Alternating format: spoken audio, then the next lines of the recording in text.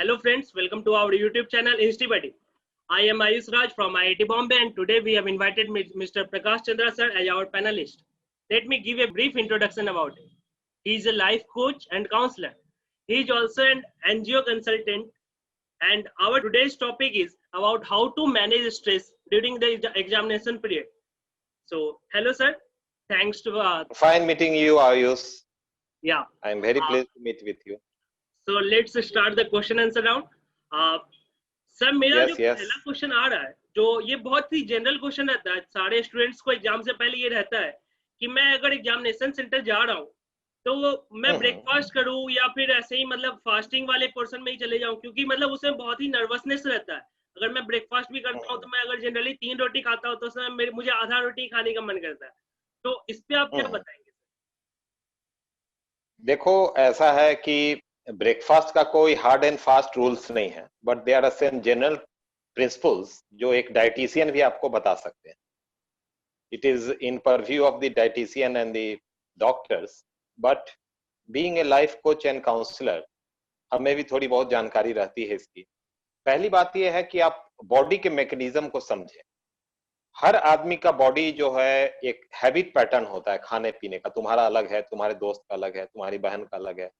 तो उस पर भी डिपेंड करता है कि आप एग्जाम के पहले कौन सा पैटर्न ऑफ हैबिट्स जो आपका रेगुलर चल रहा है यू आर फॉलोइंग इट. अगर आप लेट ब्रेकफास्ट कर रहे हो तो you can skip the breakfast also, ठीक है ना. लेकिन एज ए जनरल प्रिंसिपल क्या होती है कि मॉर्निंग में लाइट ब्रेकफास्ट लेके ही एग्जाम जाना चाहिए. It is a matter of general principles. इसकी 2-3 कारण है. पहली बात यह है कि blood pressure level, blood sugar level, glucose level body में ये एनर्जी भी देती है और बहुत सारी हार्मोन्स है, ठीक है ना, उसको एक्टिवेट करती है. आपने एंडोर्फिन का नाम सुना होगा, डोपामाइन का नाम सुना होगा. तो ये हैप्पीनेस कॉजिंग है, एनर्जी गिविंग है, जो एक्सरसाइज भी देती है इंडोमोर्फिन. लेकिन अगर आप लाइट ब्रेकफास्ट लेके नहीं जाओगे तो आपका एनर्जी लेवल डाउन रहेगा, आपकी कंसंट्रेशन कम रहेगी, आप कम खुश रहोगे. और एक और बात, कुछ लोग तो कहते हैं कि मीठा खा के जाओ. बोला जाता है ना हमें कि मीठा खा के जाओ, घाव में दही चीनी खा के जाओ, सही सुबह दही चीनी खा के जाना चाहिए कोई भी शुभ काम. हाँ, तो वो शुगर लेवल भी एनर्जी, इंस्टेंट एनर्जी देता है और एक प्लीजेंट सेंसेशन भी काम करता है. स्ट्रेस फाइटर भी है. कुछ लोग आप सुने हुए चॉकलेट्स जो होता है, डार्क चॉकलेट्स को बोलते हैं कि it is a stress buster. तो इसलिए मेरा ख्याल है कि सुबह में हल्का ब्रेकफास्ट लो, हेवी नहीं लेना चाहिए, तेल वाली चीज नहीं लेना चाहिए, नॉन वेज वगैरह हेवी फ्राइड चीज नहीं लेनी चाहिए. हल्की ब्रेकफास्ट जो आपको सूट करती है, it depends upon your habit pattern और जो आपका फूड पैटर्न है उसके अनुसार. लाइट आप ले, दूध भी ले सकते हैं आप, स्नैक्स भी ले सकते हैं, फ्रूट्स ले सकते हैं, सूप ले सकते हैं, लेकिन थोड़ा सा चीनी, थोड़ा सा ग्लूकोज, इसके लेवल से क्या होगा कि you will feel energetic to solve the problem. In any case खाली पेट अगर आपको 12 बजे तक एग्जाम देना है, 11 बजे तक फर्स्ट शिफ्ट है या सेकंड शिफ्ट है, तो नहीं लेना चाहिए. ये एक जनरल प्रिंसिपल्स है और इसका बहुत साइकोलॉजिकल इफेक्ट भी है. ब्रेन में आप जानते हैं neurons, they are neurotransmitters. Neurotransmitter एक दूसरे से कनेक्ट होते हैं. तो आप जो भी पढ़े हैं, मेमोरी एसएस होके आती है, तो वो न्यूरोट्रांसमीटर के बीच में डोपामिन, एंडोर्फिन, ये सब जो काम करती है उनको एक तरह से पैटर्न करने के लिए, रिकलेक्ट करने के लिए, तो you need energy for that level also. तो it is better to have some food and then go to. ये हम भी जब स्टूडेंट्स थे तो इस तरह की प्रॉब्लम्स होती थी. It is very general problem. Okay. तो जैसा कि हमारे सर प्रकाश चंद्रा सर ने बताया कि सुबह में कुछ लाइट ब्रेकफास्ट लेना चाहिए, जैसे कि कुछ फ्रूट्स ले लिए या फिर कुछ ऑयली कुछ नहीं लेना है, कुछ फ्राइड नहीं लेना है, कुछ लाइट लेना है जिससे हमारा पेट भरा रहे. उसमें शुगर जरूर रहना चाहिए क्योंकि शुगर इंस्टेंट एनर्जी देता है. ये बच्चों को भी पता होगा आई थिंक. तो हम अगले शुगर ग्लूकोज में जाता है, ग्लूकोज से और भी चीज बहुत सारी रिएक्शन होती है, बॉडी में ट्रिगर होती है. ओके. आई थिंक बच्चों को भी इसका नॉलेज रहेगा क्योंकि 11th-12th में बायोलॉजी का थोड़ा सा टच दिया जाता है क्योंकि ग्लूकोज हमारे बॉडी के लिए क्यों इम्पोर्टेंट है. तो नेक्स्ट क्वेश्चन पे चलते हैं हम लोग. तो हमारा नेक्स्ट क्वेश्चन है कि हम जैसे एग्जाम आता है तो एग्जाम जैसे जैसे पास आता है तो हमारा स्ट्रेस बढ़ने लगता है. हम बहुत ज्यादा स्ट्रेस में आ जाते हैं कि यार एग्जाम में कैसा होगा, क्योंकि ये मेरे 2 साल का मेहनत है जो मैं अभी आकर एक पेपर या दो सिटिंग में मैं अपना 2 साल की पूरी मेहनत को डिफाइन करने वाला हूँ। तो ये जो मेहनत है ये काफी स्ट्रेस मुझे पैदा कर देता है कि यार अब ये एग्जाम खराब हो गया तो क्या होगा। तो इसे डील करने के लिए कोई सॉल्यूशन है क्या? देखो, सबसे पहले है कि व्हाट इज स्ट्रेस, हम लोग थोड़ा बेसिक चलते हैं, इसको थोड़ा एक्सप्लेनेशन कर दूं। हमारा जो जेनेटिक कोड्स है, जब हम केव मैन से लेके एग्रीकल्चर मैन से लेके आजकल का मॉडर्न सिविलाइजेशन टेक्नोलॉजिकल मैन है, throughout the ages our genetic codes have evolved. जब हम गुफा में थे, stress was good, too much good. अगर आप जंगली जानवर से घिर गए हैं तो स्ट्रेस फाइट का सब लोग पढ़ते हैं, 2 तरीका होता है, फाइट और फ्लाइट। या तो लड़ो और नहीं तो वहां से भाग जाओ, ठीक है ना। तो ए लिटिल स्ट्रेस होने से ही आपके बॉडी का जितना हार्मोन्स है जो इमरजेंसी ट्रिगर करता है, एनर्जी देता है, ठीक है ना, वो सब भी ट्रिगर होता है। तो आप स्ट्रेस फाइट के लिए पूरा बॉडी का हार्मोन सिक्रेशन आपको सपोर्ट करता है, ठीक है ना। तो a little stress is a necessary evil. Stress जरूरी है, आप स्ट्रेस में नहीं रहोगे तो पढ़ोगे ही नहीं, ठीक है ना। yes, sir, yes. तो लेकिन यही है कि मैनेजेबल स्ट्रेस कैसे है, there can not be no stress. हम भी अभी बोल रहे हैं तो स्ट्रेस में है, तुम्हारे साथ बोल रहे हैं, तुम मुंबई में हो, मैं पटना में बैठा हूँ, ठीक है ना, कि और मैं पहले कभी मिला नहीं तुमसे। तो सेशन के पहले स्ट्रेस था कि वो आयुष क्या क्वेश्चन पूछेगा क्या नहीं पूछेगा। तो स्ट्रेस इज गुड, क्योंकि हम मेंटली तैयारी करते हैं स्ट्रेस को फाइट। लेकिन अब रहा कि exam related stress, that is different game. क्योंकि एग्जाम आप 1.5-2 साल पढ़ते हो और साथ में एग्जाम के बाद आप उस चीज का टेस्ट लेते हो और वो आपके जिंदगी को प्रभावित कर देती है। तो it is natural stress to be built up. अब स्ट्रेस कोई भी फाइट में जनरल प्रिंसिपल का बात करेंगे तो हमें गेटिंग ऑर्गेनाइज्ड, हम लोग को ऑर्गेनाइज ढंग से पढ़ना चाहिए। दूसरा है सेटिंग प्रायोरिटीज, अभी कौन पढ़ना है, अभी कब कब पढ़ना है, एक रूटीन फॉलो करना। और ये एक दिन में नहीं होता। ज्यादातर बच्चे इसलिए भी स्ट्रेस में आते हैं क्योंकि लास्ट मिनट में पढ़ते हैं, क्रैक करते हैं। तो एक तो ये तो सब लोग जानते हैं general principle, but if it is not possible, at least exam के 1-2 हफ्ते पहले एक प्लान्ड स्टडी शेड्यूल रहना चाहिए, जिसमें priority subject wise, chapter wise आपका एक रिटन रिकॉर्ड होना चाहिए, मन में नहीं रहना चाहिए। Writing anything will make you exact. जब तक आप दिमाग में प्लान करते रहोगे, unless you are planning day by plan, hour by plan, session wise plan is put on papers, then it is not final. और जो उस पेपर को आप रोज दिन देखोगे तो आपके अंदर एक स्ट्रेस भी पैदा होगा और एक मोटिवेशन भी पैदा होगा। तो सबसे पहले है ये थोड़ा ऑर्गेनाइज करने की जरूरत है पढ़ने को। एग्जाम के 1-2 हफ्ते पहले, 1-2 दिन पहले पढ़ेंगे तो there is no technique of stress fighting, you will feel stress. कम से कम 2 हफ्ते 3 हफ्ते पहले तो आपको ऑर्गेनाइज ढंग से पढ़ना पड़ेगा, एक रूटीन में एक स्ट्रेटेजी बना के पढ़ना पड़ेगा आपको। एक और चीज है, आपका पीक आवर कब है एनर्जी लेवल पढ़ने का, उस समय आप अपने आप को असेसमेंट करके, कुछ लोग लेट नाइट पढ़ते हैं, कुछ लोग मॉर्निंग पढ़ते हैं, दोनों का अपना फायदा और एडवांटेज है। वैसे man being not a nocturnal creature, उसलिए देर रात में पढ़ना it is not psychologically good for the brain, for the memory, for anything. लेकिन 1-2 बजे हम लोग भी कहते हैं स्टूडेंट्स को कि सो जाना करे, वो 3-4 बजे तक पढ़ने में, 12-1 बजे तक सो जाना चाहिए, 7 आवर्स स्लीप। तो एक तो ये टेक्निक हो गया कि आपका पढ़ने का तरीका जो पीक आवर है उसमें डिफिकल्ट सब्जेक्ट पढ़ो, ठीक है ना, लिख के पढ़ो, बुलेट पॉइंट्स में पढ़ो, तो इससे स्ट्रेस कम होगा। अब कुछ और भी जनरल प्रिंसिपल्स है एग्जाम टाइम में, जो ईट, एक्सरसाइज और ये रूटीन्स है वो भी थोड़ा रेगुलर रहना चाहिए। आप रेगुलर टाइम में खाना खाते हो ना तो बॉडी को एक पैटर्न सेट हो जाता है, ठीक है ना। वो जो रात भर पढ़ते हैं, सिर्फ कॉफी पी रहे हैं, ये पी रहे हैं, कुछ खाना नहीं खा रहे हैं, न्यूट्रिशन एंड बैलेंस फूड नहीं कर रहे हैं, वो भी ब्रेन को इफेक्ट करता है, मेमोरी को। कुछ लोग आयुर्वेदिक में ब्राह्मी चूर्ण ले रहे हैं, कुछ होम्योपैथिक का, मैंने कुछ स्टूडेंट्स को देखा कि मेमोरी बनाने के। तो this will all become useless unless you take a balance and nutritious food, ठीक है ना, जो ज्यादा फैटी नहीं हो। दूसरा बात है एक्सरसाइज का बहुत इंपॉर्टेंट है। कोई तरह के एंजाइटी और स्ट्रेस को फाइट करने में अगर आप एक्सरसाइज नहीं करते हो रेगुलरली, ठीक है ना, इवन ड्यूरिंग एग्जाम्स लोग कहते हैं ना टाइम नहीं मिले, 15 मिनट तो आप कर सकते हो ना, क्योंकि वो आपका जो हार्ट रेट पंप होता है पूरे लंग्स और बॉडी के एक एक नस में और दिमाग के रिमोटेस्ट कॉर्नर में न्यूरोट्रांसमीटर को जो ब्लड सप्लाई होता है वो आपको रिचार्ज करता है, आपके मेमोरी लेवल को बढ़ाता है, ठीक है ना।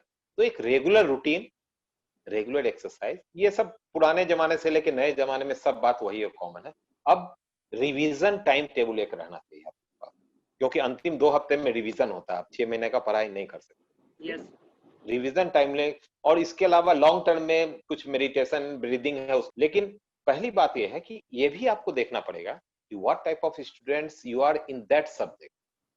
हम मिडिल लेवल के स्टूडेंट हैं कि हम थोड़ा सा लो परफॉर्मिंग स्टूडेंट हैं या हाई परफॉर्मिंग, उसके अनुसार प्रायोरिटी आपको बनाना पड़ेगा। जो सब्जेक्ट आपको बहुत डिफिकल्ट है, जिसमें आपका लो लेवल परफॉर्मेंस का चांस है, हैव सम रियलिस्टिक एक्सपेक्टेशन, उसमें आपको क्या करना है कि सिर्फ एसेंशियल फैक्ट, ज्यादा डीपली नहीं करना है, आपको सिर्फ नंबर स्कोर करना है। मिडिल लेवल का है तो एसेंशियल फैक्ट के साथ थोड़ा सा एनालिसिस, ठीक है ना। और आप अगर उस सब्जेक्ट पर पूरा कमांड है तो ये थोड़ा स्ट्रेटेजी बनाना पड़ेगा। आपके पास 5 पेपर से 5 में आप एक जैसा नहीं करेंगे, ठीक है ना। आपका बैकग्राउंड, आपका पढ़ाई, आपका दिमाग कैसे, neurotransmitter just like a computer it processes, हर आदमी का डिफरेंट होता है।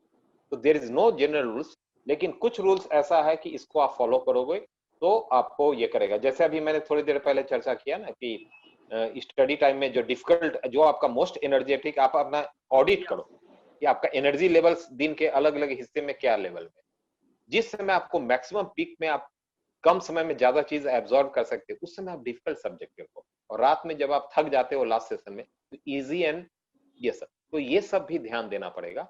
और इसके अलावा आप एग्जाम के बीच में ये कभी मत सोचो कि पुराना एग्जाम कैसे गया, मैंने उसको कैरी नहीं करना है, जो गया सो गया, you can not do anything about, लेकिन वो दूसरे पर इम्पैक्ट नहीं पड़े। इसके अलावा कुछ लोग कहते हैं कि बीच बीच में रिलैक्सेशन टेक्निक्स आप लोग जानते हो, गाना सुनते हुए करने हैं, लेकिन इसका मतलब ये नहीं कि गाना लगा के ही पूरा पढ़ रहे हैं। All people are not comfortable, ठीक है ना। वो रिलैक्सेशन के लिए गाना, म्यूजिक, घूमना, अपना एक चैप्टर खत्म कर लिया तो रिवार्ड करने के लिए आइसक्रीम खा लिए, चाट खा लिए, group study technique is very effective. तो ये सब टेक्निक करने में एग्जाम, और एग्जाम का हवा नहीं बनाना हमको, क्योंकि अगर हम प्रायोरिटाइज करके रिवीजन प्लान करके चलेंगे तो हवा नहीं बनेगा। एक तरह से आप समझो कि वो एग्जाम हमारे माने वी आर मेंटली प्रिपेयर्ड, जो है ना, मेंटल प्रिपरेशन नर्वसनेस का, और लास्ट टाइम में नहीं पढ़ना, इट बिल्ट अप प्रेशर। और कुछ चीज हो सकता है वो लेट नाइट में ही स्टडी कर सकता है, वो दिन में कर ही नहीं सकता है, तो फिर उसको उसी के अनुसार रूटीन सेटअप बहुत जरूरी है। और अपने आप को हमेशा बूस्टअप करना, मोटिवेट करना, I will try my best, ठीक है ना। सर आपने काफी डिस्क्रिप्टिव वे में बताया। आई थिंक बच्चों को जो भी स्ट्रेस वगैरह होगा वो स्ट्रेस तो खत्म हो जाएगा।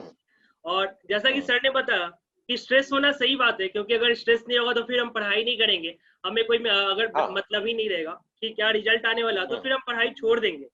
और स्ट्रेस को मोटिवेशन में कन्वर्ट कैसे करना है वो भी सर ने भी बताया कि स्ट्रेस को मोटिवेशन में कन्वर्ट करो। इससे होगा क्या कि हमारे रिजल्ट में ये इफेक्ट करेगा और रिजल्ट काफी इंप्रूव होगा इससे।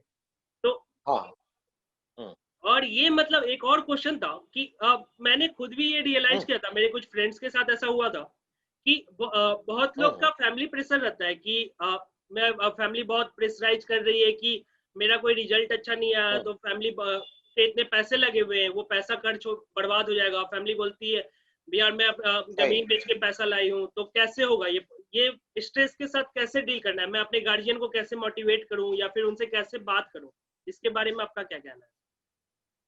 देखो, ये हम लोग काउंसलिंग में रिलेशनशिप इश्यूज में आ जाते हैं। रिलेशनशिप का मतलब रिश्ता हस्बैंड वाइफ का भी हो जाता है, हम लोग कहते हैं कपुल काउंसलिंग, हम लोग बातचीत करते हैं जो बीच में तनाव हो जाता है। और पेरेंट चिल्ड्रन के बीच में भी स्ट्रेस ये आता है, रिलेशनशिप।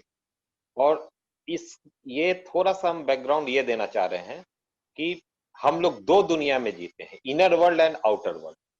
हम अपने बारे में क्या सोचते हैं, प्रॉब्लम्स को क्या सोचते हैं, अपने रिलेशनशिप और अपने पेरेंट्स के बारे में क्या सोचते हैं, और एक आउटर वर्ल्ड है, आउटर इन्वायरमेंट, जिसके ऊपर हमारा कोई कंट्रोल नहीं है। सबसे पहले आपको डिस्टिंक्शन करना पड़ेगा दिमाग में कि what things are in my control and what things are not in my control. क्योंकि कोई भी स्ट्रेस फाइट करने का सबसे पहले तरीका है कि आपको समझना पड़ेगा कि हम लोग कंट्रोल क्या कर सकते हैं और क्या नहीं कर सकते। फैमिली यू कैन कंट्रोल, है ना। You can't choose your parents, it has been predestined, ठीक है ना। अब आपका घर बेच के बने हैं तो पेरेंट तो बोलेंगे ही, क्योंकि वो उस जमाने में है। वो पेरेंटिंग टेक्निक की पढ़ाई हमारी यूनिवर्सिटी में तुम लोग को भी नहीं हुआ और तुम्हारे बाप और दादाओं को भी नहीं हुई, ठीक है ना। पेरेंटिंग टेक्निक में यही बात बताया जाता है, इसमें ज्यादा रोल पेरेंट्स का है कि you should not apply such pressure to your children, ठीक है ना। ये आपके कंट्रोल में नहीं है ये सब चीज जो पेरेंट प्रेशर डाल, लेकिन हम तो एज ए काउंसलर ये बता सकते हैं कि how to tackle with that pressure. Yes हम उनको नहीं रोक सकते हैं ना, क्योंकि उसको रोकने के लिए पेरेंट को हमको काउंसलिंग करना पड़ेगा, समझाना पड़ेगा, और हम लोग समझाते भी हैं। वो ज्यादा अच्छा है कि आप अपना एटीट्यूड को ऐसा कंडीशनिंग करो, जैसे इसमें 3 बातें हैं। रिलेशनशिप 2 आदमी के बीच का चीज है, ठीक है ना, और 2 आदमी के बीच के चीज में ये हो सकती है कि आप उनको नहीं कंट्रोल कर सकते हो, आप अपने रिएक्शन को कंट्रोल कर सकते हो, ठीक है। तो अपने रिएक्शन को कंट्रोल कर सकते हो तो कैसे करेंगे? सबसे पहले कि रियलिस्टिक आप थिंकिंग रखो कि ये मेरे कंट्रोल में नहीं है। दूसरा बात है कि उनको कम्युनिकेशन लाइन आप पेरेंट्स के साथ ओपन रखो, क्योंकि बातचीत नहीं करना, कुछ लोग क्या होता है प्रेशर में बातचीत करना ही बंद करते हो, that give birth of another round of stress. बातचीत करने पे रहना है और अपनी बातें पहुंचाना है। एक मैं ट्रिक बता रहा हूं इसमें कि मान लो आपके फैमिली में भाई बहन माँ बाप सब है, एक न एक तो उसमें आपका होगा जो आपका फैन या सपोर्टर होगा, जो इशू में आप उसको कहते हो वो पेरेंट्स तक क्या बोलते हैं, मेडिएटर। या तो आप सब बात अनप्लीजेंट फैक्ट डायरेक्ट नहीं बोल के इनडायरेक्टली अपने उस जो भी आपका सपोर्टर इन द फैमिली है, जिनके साथ आपकी सिंक्रोनाइज, भाई बहन भी हो सकते हैं, चाचा भी हो सकते हैं, एनीथिंग कंबाइंड फैमिली, आप अपनी बातें उनके थ्रू पेरेंट्स तक पहुंचाओ कि आप इस तरह से मत बोलो, मैं परेशान हो जाता हूं। बातचीत करना नहीं, संवाद की स्थिति संवादहीनता नहीं रहनी चाहिए। There should not be any communication gap. Stress उससे भी होता है, और जो माँ बाप से अटैच्ड हैं, कुछ लोग में माँ और बाप में से ही कोई एक आदमी से ही खुल के बात कर रहा है, आप उन्हीं को अपना बात बताओ। एक आदमी रहना चाहिए मीडिएटर, जो आपकी बातों को पेरेंट्स से पहुंचाए। तो तीसरी बात यह है कि जमीन बेच के ये अगर आपको बोल रहे हैं तो आप इस तरह से भी जवाब दे सकते हो कि I am trying my best. लेकिन आप बार बार बोलोगे तो आप मीडिएटर के थ्रू या डायरेक्ट भी बोल सकते हो, even you can directly confront your parent, वो सेकेंड स्टेज है अगर मीडिएटर से नहीं हो रही, कि ये सब बोल के मैं जो कर सकता हूं वो भी आप करने से रोक सकते हो। आपको कन्विंस करना है, उनको कैजुअल करना है, आपको उनको बार बार बातें करनी है, बार बार दिमाग में डालना है और कहना कि मैं अब 18-20 साल जो भी है मैं हो गया हूं और मैं ये प्रेशर नहीं बर्दाश्त करूंगा, मैं जो कर सकता हूं वो भी नहीं करूंगा, और मैं पूरा कोशिश कर रहा हूं, तो डोंट बी वरी। इस तरह से आप इसको डील कर सकते हो, क्योंकि ये बहुत आसान नहीं है, बोल देना मेरे लिए बहुत आसान है। You should try to be master of the things which you can control, and you should try to take away your minds from the things which you can't control. That should be guiding principle for fighting any stress from outer environment. जैसा कि sir ने बताया, मैं थोड़ा brief कर देता हूँ कि अपने रिएक्शन को थोड़ा कंट्रोल करो। मतलब अगर कोई, क्योंकि वो पेरेंट्स है, उन्होंने अगर तुम पे इन्वेस्टमेंट किया तो उनको रिटर्न चाहिए, वो ऑब्वियस बात है। तुम उसको बंद तो नहीं करवा सकते हो, बट उसे कम करवा सकते हो।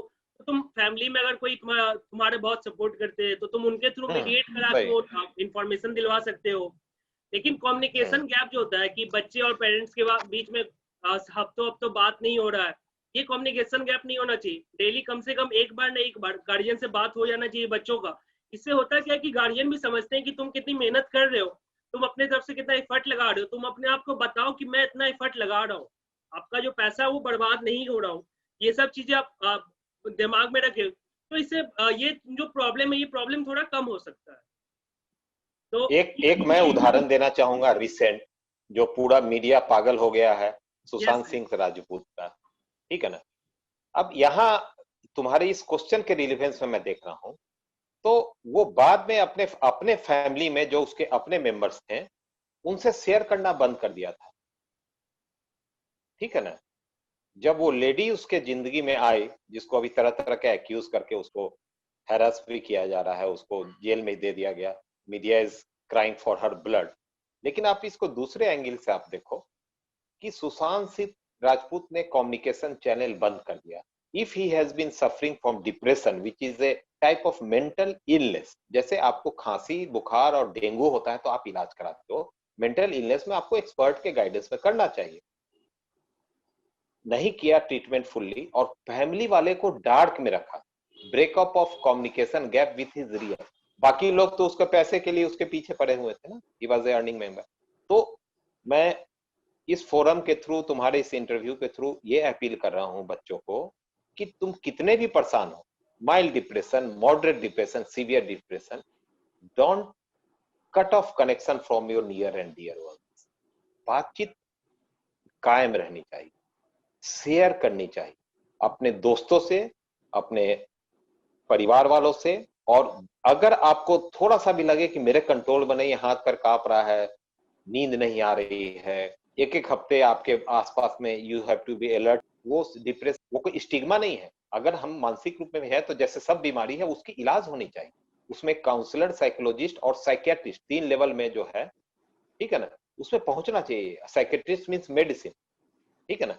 और उसके पहले के स्टेज हम लोग के पास आते हैं काउंसलिंग एंड साइकोलॉजी। तो कोई भी स्ट्रेस में है तो डोंट टेक इट लाइटली, क्योंकि सुसाइडल टेंडेंसी उसी से, डिप्रेशन, मॉडरेट डिप्रेशन जब सीवियर डिप्रेशन में होता है, जब वो हैंडल नहीं कर पाता है, वो अपने आप में चुप हो जाता है या ज्यादा बोलने। तो मैं तुम्हारे इस फोरम से ये अपील करना चाहता हूँ कि सबको परेशानियां आती हैं जिंदगी में, सबको स्ट्रेस आता है, लेकिन अपने आप को काटो मत, किसी से कम्युनिकेशन रखो, दोस्त से, किसी एक आदमी से रहना चाहिए शेयरिंग। और तुम भी आसपास में देखो कि किसी का बिहेवियर ड्रास्टिक चेंज हो रहा है 1 या 2 हफ्ते में, खाना नहीं खा रहा, सो नहीं रहा है, बात कर रहा है तो थोड़ा सा, तो you should try to reach out and talk to him and take him to professional if you can't. मैं फैमिली वाली बात थी, लेकिन मैं डिप्रेशन पर भी आ गए, क्योंकि बहुत सारे कोटा में सुसाइड हुई है। पेरेंटल एक्सपेक्टेशन एंड प्रेशर, जो आपका क्वेश्चन, अगर वो माँ बाप समझते हैं कि हमारे प्रेशर डालने से और कोटा में डाल देने से ही, और वहां जो प्रेशर उस पर पड़ रहा है कोचिंग इंस्टीट्यूट में, बिना खाना खाए 10-10-12 घंटे क्लास एंड पैटर्न्स करा रहे हैं, parents are not feeling about it, they should be empathetic. Empathy मतलब दूसरे का भी दर्द समझना चाहिए, और बच्चे शेयर नहीं कर रहे हैं, दोनों की गलती। इसको रोकने के लिए you as a young student, और तुमने इंस्टीबडी की जो बात की है उसके थ्रू इस बात को प्रोपेगेशन होना चाहिए। सही? यस सर, बिल्कुल। इसी से सर मुझे एक डायलॉग याद आ रहा है, एक फिल्म या वेब सीरीज में ये डायलॉग था, पेरेंट्स गलत हो सकते हैं बट उनका सोच कभी गलत नहीं हो सकता। वो जो तुम्हारे लिए कर रहे हैं वो हमेशा सही सोच कर करेंगे, हो सकता है कि उनका डिसीजन कभी गलत उनका तरीका गलत है, हो सकता है तरीका गलत है, बोलने का तरीका नहीं, सेंसिटिव नहीं, वो उनका इंटेंशन कभी डाउट नहीं करना कभी गलत नहीं हो सकता, ठीक है। अगर वो करा भी कर रहे हैं और 2 थप्पड़ लगा भी दिया गुस्से में, तो आपको उसका इंटेंशन देखना है, नॉट द कंटेंट, कि थप्पड़ मारा तो मैं घर छोड़ के ही भाग जाऊं। तो ये सब इस उम्र में होता है, रिवेलियन होता है, और रिवेलियन में लोग नशे की तरफ भी चले जाते हैं, एडिक्शन में, just to take revenge from the parents, मैं नशा की तरफ चला जाऊंगा, ठीक है ना। वो जो अभी मुंबई फिल्म इंडस्ट्री में जहां तुम हो उसके आसपास में हो रहा है, ठीक है ना। और स्टूडेंट्स में भी बहुत आम, ये हसीस, गांजा, हीरोइन बहुत आम बात हो गई है।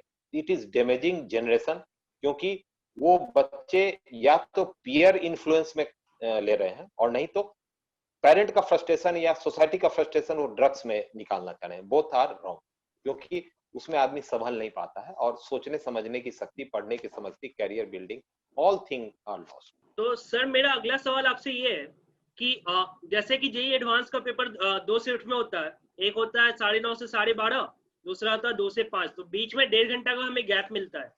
तो ये 1.5 घंटे की गैप में मुझे क्या करना चाहिए? लाइक मैं नोट्स रिवाइज कर लेता हूँ, मुझे 2 क्वेश्चन के आंसर आ जाएंगे, 8 मार्क्स आ जाएंगे, काफी ज्यादा मार्क्स है, या फिर मैं थोड़ा लाइट मील या जूस टाइप कुछ ले लेता हूँ, या रिलैक्स कर लेता हूँ? मतलब आपका क्या सुझाव है, इसमें क्या करना चाहिए? मेरा अपना अनुभव भी जिंदगी में यही रहा है कि जब भी मैं लास्ट मिनट में पढ़ा हूं तो वो एग्जाम बहुत खराब गया है। तुम ब्रेन का फंक्शनिंग को समझो। Brain is a super duper computer, जिसमें millions of processing are going every minute, ठीक है ना। प्रोसेसिंग आपने जो पढ़ा, जो मेमोरी आपका ब्रेन में, ब्रेन के हार्ड डिस्क में सेव है, ठीक है ना, और उसको निकाल के आपको वहां पर प्रोसेसिंग करके आउटपुट के रूप में देना। इनपुट तो आप ले चुके हो, लेकिन आपने देखा होगा कि आपका लैपटॉप और मोबाइल भी गर्म हो जाता है जब एक साथ बहुत सारा ऐप्स चलाते हो, गेम भी खेलने लगते हो, बस सेम थिंग हैपेंस। 1.5 घंटे के सेशन में अगर कोई लाइट चीज है, जैसे दोस्तों के साथ डिस्कशन कर रहे हो, कुछ बुलेट पॉइंट्स में है, देन ओके, ऐसे मेरा ख्याल से अगर 1.5 घंटे के सेशन में कुछ खाना है तो मैंने कहा कुछ लाइट या कुछ खा P low, juice P low, कुछ लेना भी चाहिए, केला खा लो, फल खा लो, कुछ भी खा लो, क्योंकि थोड़ा सा एनर्जी, जैसे 2 सेशन के बीच में है, लंबा लंबा एग्जाम है, तो एनर्जी, फिर मैंने जो पहली बात बोली कि आपके हार्मोन्स के लिए और बॉडी के स्ट्रेस फाइटिंग के लिए और मेमोरी के लिए जरूरी है, ग्लूकोज से लेके ब्लड शुगर से लेके और हार्मोन्स जो मैंने नाम लिया, तो हल्का खा भी लो और हल्का पढ़ाई करो, स्ट्रेस में अकेले मत पड़ो, डिस्कशन करो दोस्तों के बीच में, हंसी मजाक करो। You should be mentally prepared for the exam in such a way कि उसमें आपको स्ट्रेस बिल्टअप होता है लेवल बाय लेवल। अगर आप स्ट्रेस, आपका जो अंदर का जो जो प्रोसेसिंग यूनिट है वो गर्म हो जाएगा, तो आप जो जानते भी हो क्वेश्चन सॉल्व नहीं कर पाओगे, आप एनालिटिकल ब्रेन के उस पार्ट तक पहुंच नहीं पाओगे जो एनालिसिस करता है, आप मेमोरी का जो आपको हार्ड डिस्क में उस फाइल तक पहुंच ही नहीं पाओगे क्योंकि आप पहले ही गर्म हो गए। इसलिए एग्जाम के लास्ट मिनट में नहीं पढ़ना चाहिए, हल्का फुल्का खाना चाहिए, मेरा तो यही विचार। जो बच्चे ये सोचते हैं कि वो 1.5 घंटे में मैं 2 क्वेश्चन का पढ़ लूंगा और 8 नंबर आ जाएंगे, तो ये क्लियरली अभी वो पता 2 चल गया क्वेश्चन नहीं आया तब, उसके बदले हाँ, लेकिन 2 क्वेश्चन यू गलत कैन नॉट, जरूर हो जाएंगे, ये तो श्योरिटी है। तो इसलिए रिलैक्स गलत रहो। नहीं, उसके कारण पूरा एग्जाम में relax is the best technique to face exam. जो होगा होगा, I have prepared my best और even half prepared my best, ठीक है ना, but now nothing can be done in the last minute. अब हमको काम रहना है, विपासना मेडिटेशन है, माइंडफुल मेडिटेशन, आप नेट में देखोगे, माइंडफुल का मतलब every moment you are aware what you are thinking, what you are doing, माने doing things by awareness, help. आप रेगुलर एग्जाम के, आप अपने जिंदगी में लाइफ स्टाइल में ये सब टेक्निक्स को इस्तेमाल करोगे तो it will help you to develop concentration and fight stress due to exams and other things. ठीक सर, एक क्वेश्चन ये बहुत ही जनरल सवाल है कि जैसे जैसे एग्जाम के बोले। पास जाते हैं तो मेरे सारे दोस्त या सारे पेरेंट्स वगैरह या जितने रिलेटिव से मुझे बोलते हैं भाई पढ़ाई करो, हमेशा पढ़ाई करो, अब एग्जाम पास आ रहा है। तो अब मुझे बहुत इरिटेशन होने लगा है कि मैं अब नहीं पढ़ना चाहता हूँ, बहुत इरिटेशन हो गया यार, अब नहीं पढ़ना मुझे, अब क्या करूँ, इसे हैंडल कैसे किया जा सकता है? जो मैंने अभी कुछ देर पहले क्वेश्चन बोला कि दूसरे का प्रेशर हैंडल करना उतना आसान नहीं है, ठीक है ना, तो इरिटेशन, फ्रस्ट्रेशन, स्ट्रेस होना नेचुरल है क्योंकि बाहर से आपको अप्लाई किया सकता है। आप रिएक्शन को कंट्रोल कर सकते हो, लेकिन जो आउटर स्टिमुलेंट है, जो आपको ट्रिगर है, आउटर ट्रिगर मैं बोलूंगा, जो आपको टेंशन दे रहा है, उसको आप कंट्रोल नहीं कर सकते। मैसेज, संवाद जो होता है वो क्लियर कट जाना चाहिए। डायरेक्ट कॉन्फ्रंट करके बोल दो कि आप प्लीज फोन मत करें 1 वीक, मैं ही आपको फोन करूंगा जब ब्रेक होगा, क्योंकि 2 कारण से, एक तो मैं पढ़ते रहता हूं तो डिस्टर्ब हो जाता हूं आपके पास से, तो मैं 4 घंटा पढ़ नहीं पाता हूं या उस दिन पढ़ ही नहीं पाता हूं। दूसरा, मैं अपने टाइमिंग में आपको 2-4 दिन में फोन करूंगा, डेली आप मत करो क्योंकि मुझे बहुत टेंशन। मैंने आपको अपनी ईमानदारी से ऐसे लैंग्वेज में पोलाइटली बोलना है, झगड़ा नहीं करना है, कि ये नहीं बोलना है मम्मी को कि तुम मेरा दिमाग खराब कर दिया और फेल करेंगे तो तुम जिम्मेदार। This language should not be there, क्योंकि इससे कोई आपको फायदा नहीं हो रहा, आपको और स्ट्रेस बिल्टअप कर रहा है, क्योंकि आप कोई नजदीकी आदमी पर अटैक कर रहे हो।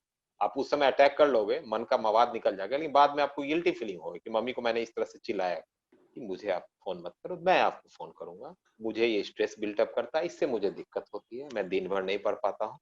तो आपको, वही मैंने बोला, आपको अपने फैमिली मेंबर्स जो कर रहे हैं उनको, या दोस्त भी, जो आपके दोस्त आपके पढ़ने के टाइम में ही आके बैठ जाते हैं रूम में, होता है ना 2 बजे रात में, वो 2 बजे उसको सोना है, सोने के पहले 2-4 रूम में जाएगा, बैठेगा, तो उसको आपको कन्फ्रंट करना ही पड़ेगा ना, भैया तुम तो पढ़ लिए और हमको तो पढ़ने दो।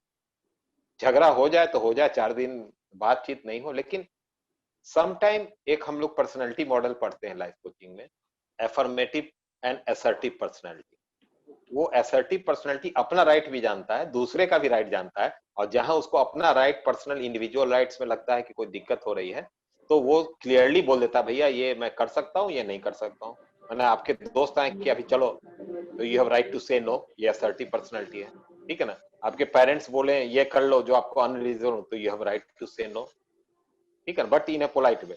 फिर आपके आप अपने राइट के साथ दूसरे के भी राइट समझते हैं, तो आप दूसरे को भी डिस्टर्ब नहीं करोगे।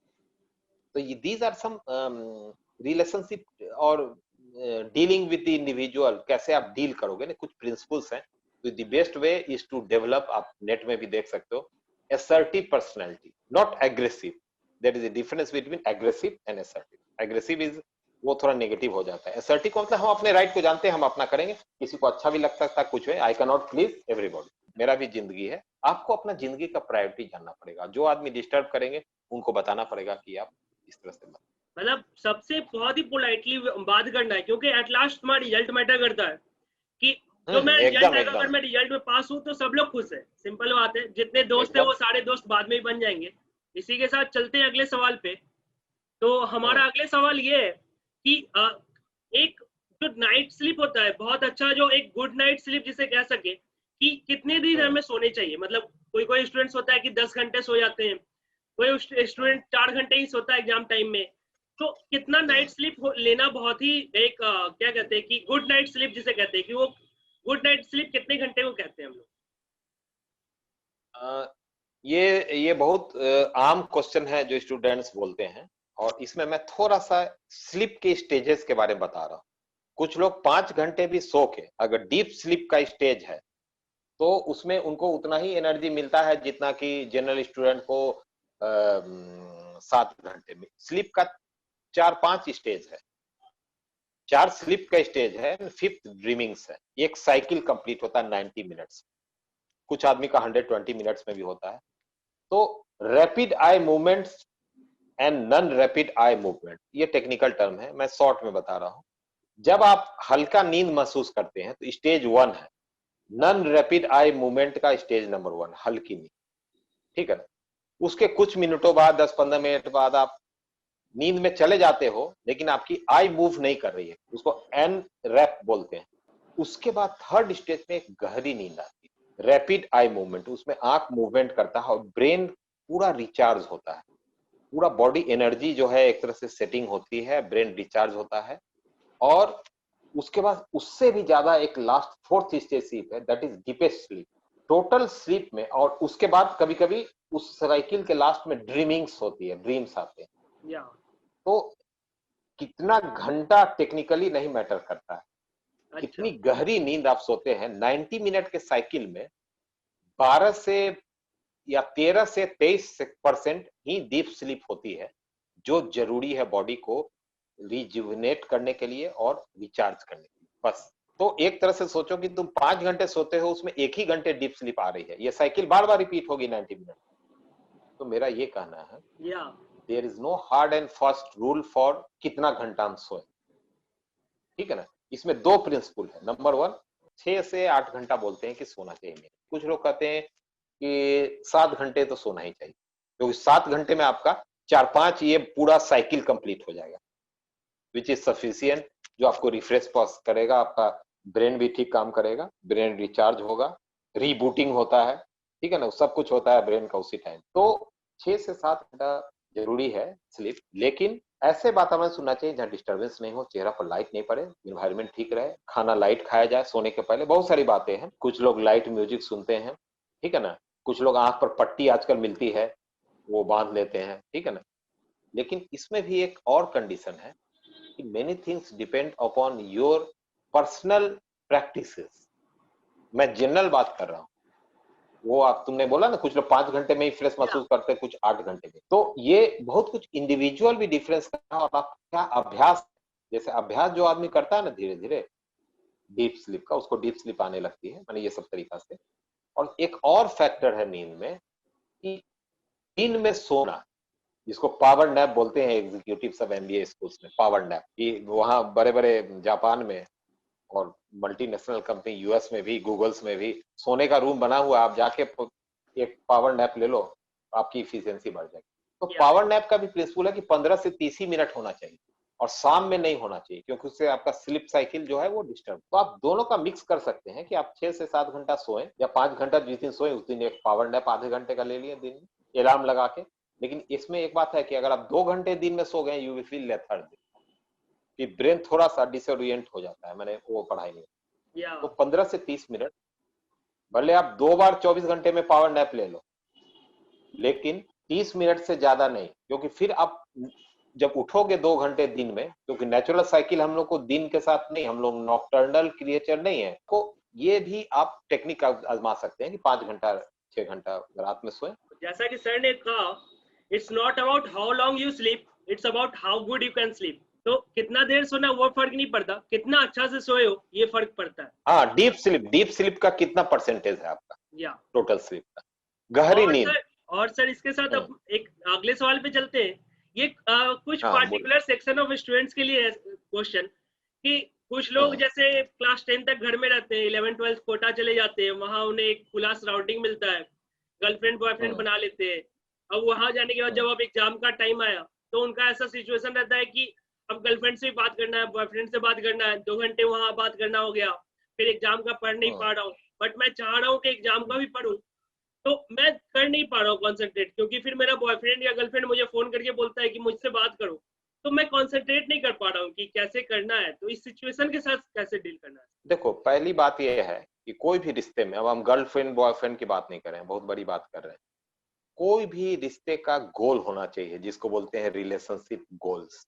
अगर आप स्टूडेंट्स हो और पढ़ाई आपका फोकस है जिस पर आपकी जिंदगी निर्भर कर रही है, तो पहले ही आप रिश्ता ही ऐसा बनाओ जो आदमी को बोल दिया जाए कंडीशनल, वो घूमने और टाइम पास करने वाला नहीं, कि देखो मेरा प्रायोरिटीज क्या है, मेरा गोल्स ये है पहले, या बाद में पछताने से अब पछतात होत क्या, चिड़िया चुग गई खेत। या। जो अच्छी लगी हमने रिलेशनशिप, जहां मौका मिला, ठीक है ना, जो किसी ने रिफर कर दिया, जो अवेलेबल है, नहीं। You should be very careful in choosing your friends, even in hostels and colleges, and girlfriend and boyfriend, anything. ये सब पर लागू होती है, ओनली गर्लफ्रेंड पर नहीं होती।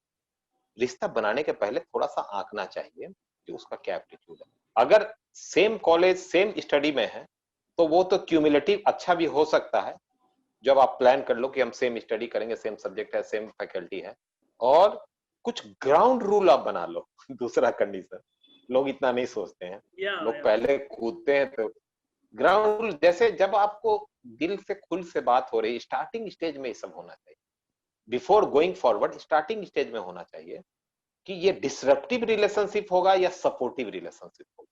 और उसके लिए तभी होगा जब आप शुरू में ही अपने पूरे कार्ड्स अपना प्ले कर दो कि देखो मैं बहुत सीरियस हूँ, मेरे माँ बाप का बहुत एक्सपेक्टेशन है, मैं प्रेशर में रहता हूँ, तुम उसमें भी सपोर्ट करना पड़ेगा। और ये ग्राउंड रूल में ये भी हो सकता है कि एग्जाम टाइम में हम नहीं मिलेंगे, नहीं जाएंगे, वीकली शेड्यूल बना सकते हो आप, माने you should have some ground rules for relationship, जब तब नहीं, ठीक है ना?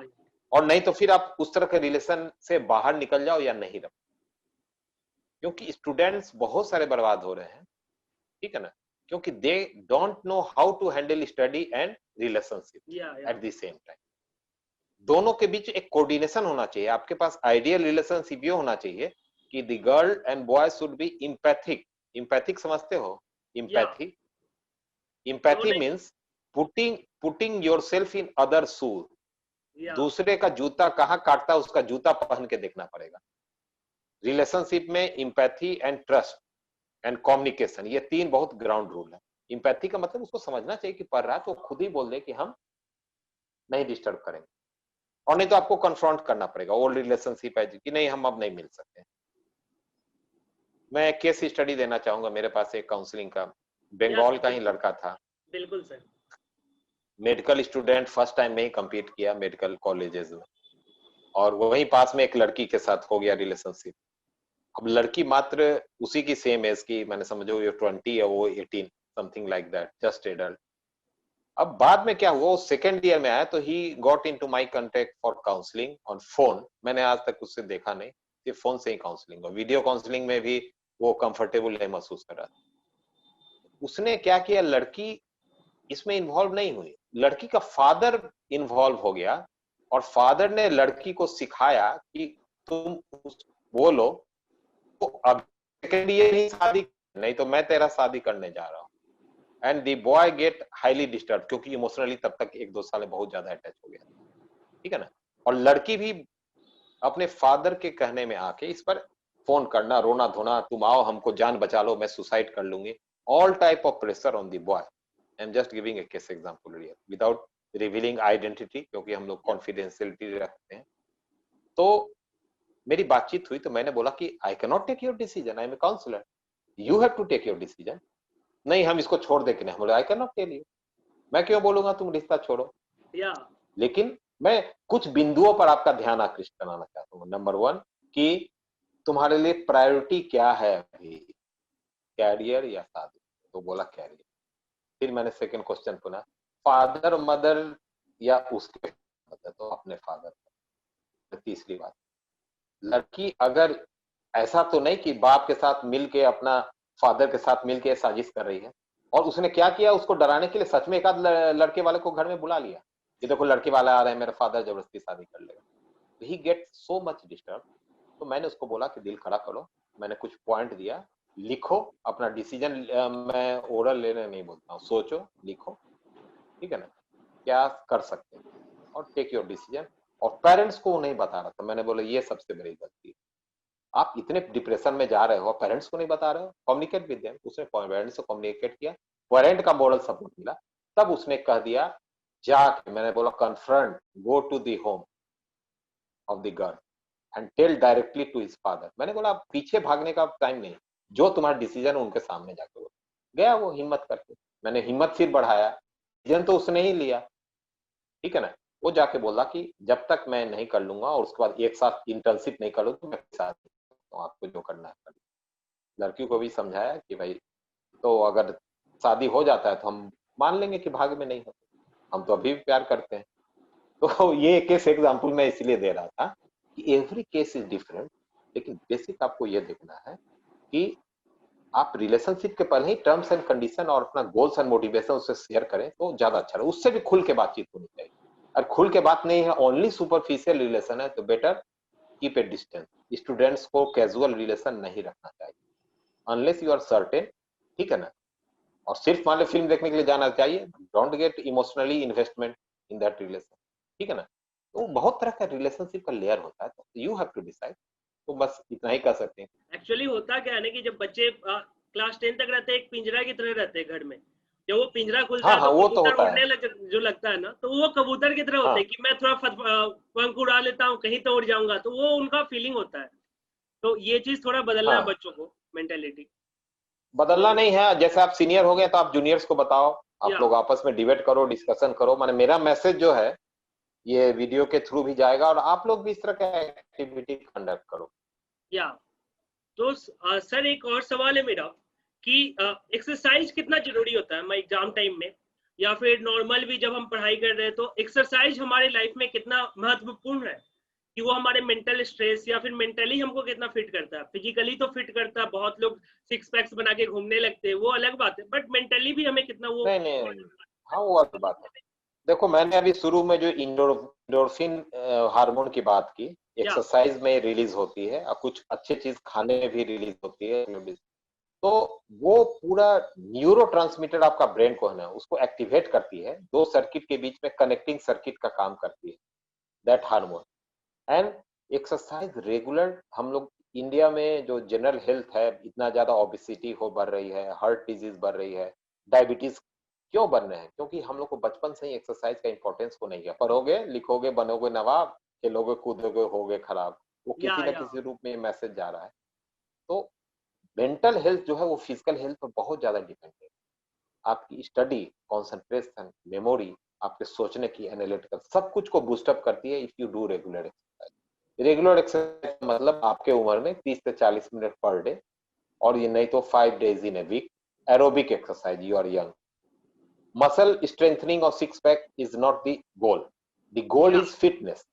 Physical fitness along with mental fitness should be the goal. तो उसके लिए 30 से 40 मिनट कोई भी aerobic, running, walking, skipping, jogging, cycling, और थोड़ा बहुत आप रेसिस्टेंस ट्रेनिंग भी कर सकते हैं, जो बॉडी माने विदाउट इक्विपमेंट भी हो सकता है, डंबल वगैरह, लेकिन ज्यादा नहीं करना है। Over exercise is also dangerous for students, क्योंकि उसमें बहुत सारी कॉम्प्लिकेशन होती है, जो आपको थोड़ा सा स्प्रेन होने का, इंजुरी होने का, मैंने बहुत सारी चीज है। हार्ड एक्सरसाइज नहीं करनी चाहिए, लेकिन 30 से 40 मिनट हफ्ते में 5 दिन होना चाहिए। अब रहा एग्जाम टाइम एक्सरसाइज की बात में, तो you degrade the exercise to 50 minutes. अगर आप 6 महीना से एक्सरसाइज कर रहे हो, अचानक छोड़ देने से ही बॉडी पर इंपैक्ट पड़ता है। या तो 15-15 मिनट का तो एक आध सेशन कर लो, 10-15 मिनट का, क्योंकि आपका लंग्स और हार्ट जब पंप होगा तो पूरे बॉडी में उसकी एनर्जी जाएगी, और उसके कारण क्या होगा, आपको नींद भी अच्छी आएगी। जो नींद का प्रॉब्लम है वो भी सॉल्व होगा उसमें। क्योंकि आप थोड़ा थकोगे मेमोरी में, तो उस एक्सरसाइज को छोड़ना नहीं है, हल्का कर देना है एग्जाम टाइम में, टाइम थोड़ा कम कर, it should be part of a regular pattern of. ठीक सर, काफी क्वेश्चंस आपने आंसर किए, बहुत सारे पॉइंट्स कवर हो गए। स्ट्रेस मैनेज करने के लिए कोई अच्छा सा टिप्स जो आपको पर्सनली बहुत पसंद हो, तो कोई टिप्स है सर क्या स्टूडेंट्स के लिए हमारे? मैं एक टिप्स करीब करीब सब काउंसलिंग सेशन में इस्तेमाल करता हूँ, वो ये है कि मेंटेनिंग ए लाइफ जर्नल। आप सर्च करोगे, जर्नलिंग बोलते हैं उसको। जर्नल का मतलब डायरी ही है। आप रोज दिन 15 मिनट, मान 1 घंटा अपने पर देना चाहिए स्टूडेंट को। मैं एक उदाहरण दूंगा, एक केस स्टडी। वो एक टॉपर स्टूडेंट मेरे ही फैमिली का, उसका मैं बताऊंगा कहा। आप जो भी करें, जो भी प्लान करें, वो 15 मिनट आप लाइफ जर्नल में लिखें कि आज ये पढ़ना है, ये करना है, आज इनको फोन करना। एक तो हुआ रूटीन, दूसरा कोई इमोशन आ रहा है, फीलिंग, उसको भी लिखें, एक तरह से स्ट्रेस आउट होता है। जिंदगी का क्या गोल है वो भी लिखें, माय मिशन इज ये एक प्लान बनाए, हर चीज लिखें। This will motivate you and also pressurise you to perform. अगर आप लिख के रखोगे, डेली पलटोगे वो पेज में, फर्स्ट पेज में ही रहेगा कि 3 साल के बाद यहाँ पहुंचना है हमको, 4 साल बाद, तो आप पर एक प्रेशर भी क्रिएट होगा और मोटिवेशन भी क्रिएट होगा। ये बहुत effective technique for all students, number 1। Number 2, एक रेगुलर रूटीन में ढालना। मैं उसका उदाहरण दे रहा हूँ। रेगुलर रूटीन का मतलब हो गया कि एक सेम समय पर सोना, उठना और पढ़ना, खाना पीना। जो हम लोग का इनेटिक जो स्टूडेंट का स्टाइल है, उसके कारण स्ट्रेस बहुत जनरेट हो रहा है। बॉडी का एक क्लॉक होता है, सोने का, उठने का, खाने का, और जो आदमी उतना है। अब मेरे फैमिली में जो सबसे ज्यादा अभी परफॉर्म किया है, मेरा अपना भांजा है, बड़ी दीदी का लड़का, Amit Sinha, is also ITN। मैं उसकी कहानी हल्का शेयर करूंगा। वो जमशेदपुर में था, लिटिल फ्लावर स्कूल में था, तो वो बोर्ड में तो टॉप किया ही 10th में। He was all the time among the 10 toppers, ठीक है ना। तो ज्वाइंट JEE में भी, एडवांस में भी उसका 35 रैंक्स था। IIT दिल्ली में इलेक्ट्रिकल इंजीनियर उसने लिया, ठीक है, 94 to 98 बैच। वो अपना बास्केटबॉल का भी कैप्टन था, मेडिटेशन सेशन भी करता था, और रात में 11 बजे सो जाता था, चाहे कितना भी हंगामा उसके हॉस्टल में। IIT नीलगिरी में मैं गया था, नीलगिरी ऑफ IIT, ठीक है ना। और उसने ऐसा रूटीन बना लिया था कि वो 4 ही 5 घंटा पढ़ता, जब वहां एग्जाम के टाइम में 10 से 15 घंटा। लेकिन वो रेगुलर पढ़ाई 1-2 दिन छोड़ के वीक में 5 दिन तो पढ़ता ही था, लाइब्रेरी जाता। और उसके साथ वो स्पोर्ट्स में भी बचपन से ही इतना एक्टिव था कि बास्केटबॉल, वॉलीबॉल, फुटबॉल, हर तरह का गेम में पार्टिसिपेट करता था। और 11 बजे सो जाता था, सुबह में उठ के मॉर्निंग क्रिएचर था, 5-6 बजे पढ़ता था वो 6-7 घंटा। वो थ्रू आउट IIT दिल्ली में टॉप किया अपने डिपार्टमेंट में, और लास्ट आते आते वो चला गया प्रेसिडेंट गोल्ड मेडल का कैंडिडेट, वो जिसको मिलता है ऑल फैकल्टी टॉपर। और मैं बीच में गया था, तो ऐसा नहीं कि वो मस्ती नहीं करता था, वो घूमने भी जाता था दोस्तों, सब टाइम अपना उसने रूटीन बना लिखा था। वो लिखता था, वो सब चीजों को लिखता था वो कि क्या करना है।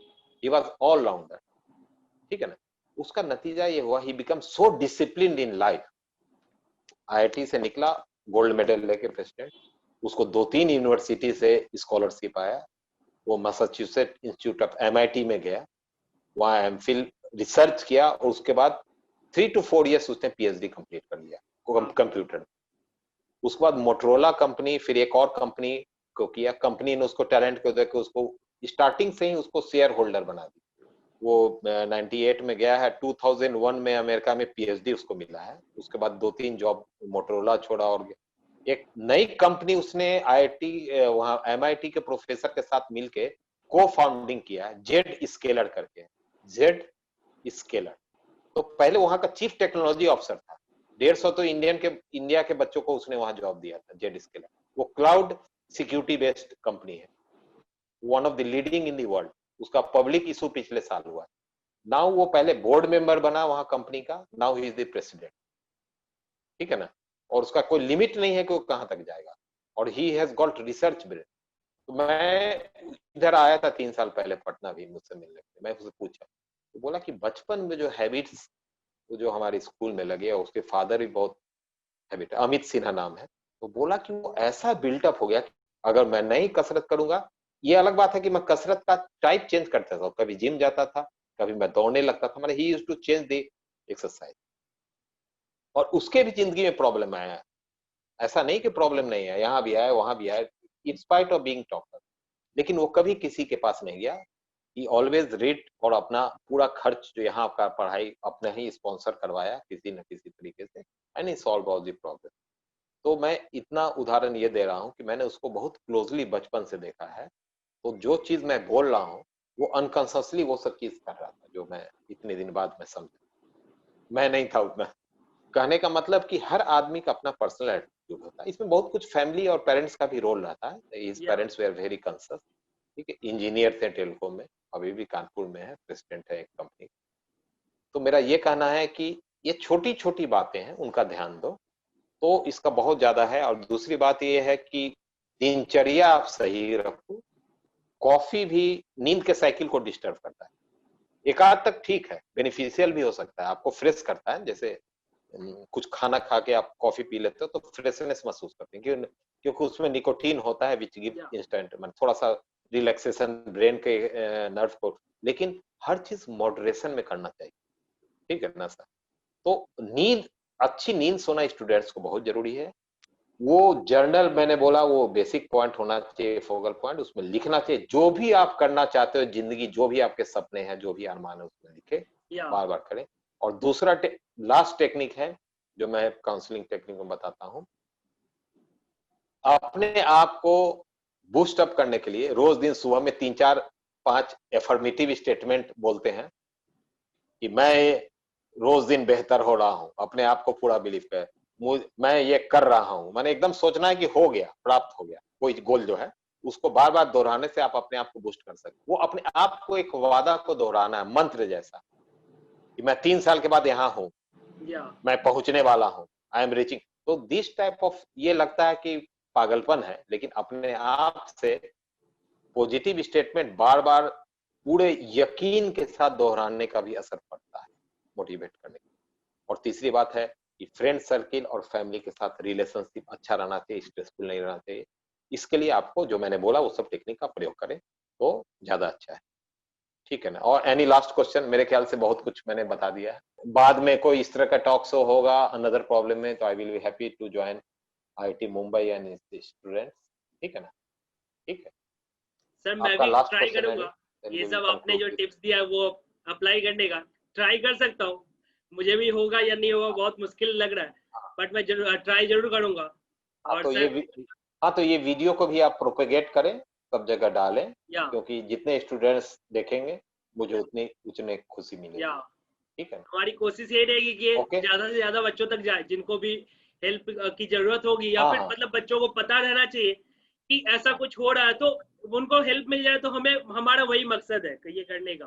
Thanks for your valuable time sir, आप बहुत समय दिए हमारे साथ, ये बच्चों के लिए बहुत हेल्पफुल होगा, हमारे लिए तो हेल्पफुल है ही। तो very very thank you sir.